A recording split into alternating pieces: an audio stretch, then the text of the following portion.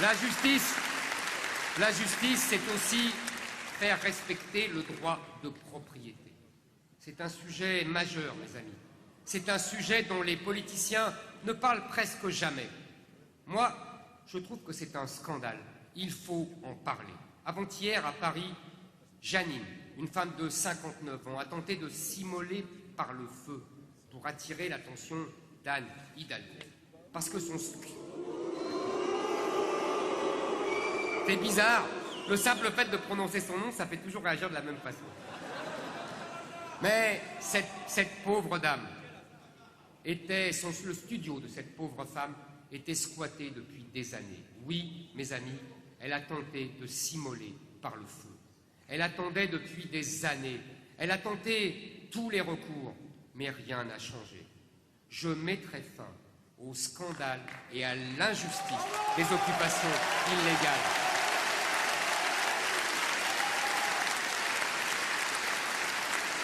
Je mettrai fin à l'injustice des occupations illégales, des violations de domicile et des squats forcés.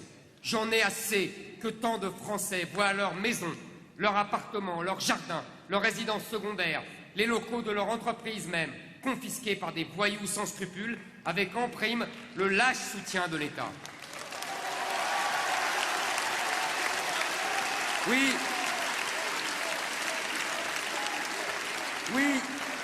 souvenez-vous de Garges-les-Gonesse, de Montpellier, de Toulouse, de Marseille ou plus près d'ici encore, à Théoul-sur-Mer l'année dernière.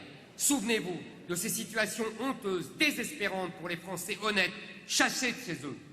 Dans chaque département de France, chaque année, des centaines de Français, souvent vulnérables, souvent fragiles, toujours abandonnés et sans recours, assistent impuissants au viol de leurs biens, au viol de leur dignité. J'y mettrai fin en créant un vrai délit pénal d'occupation de biens d'autrui.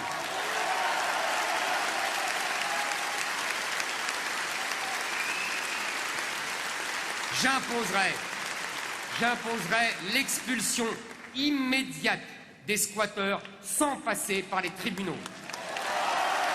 Et j'obligerai les préfets à utiliser le recours à la force publique pour défendre ce droit fondamental qu'est le droit de propriété.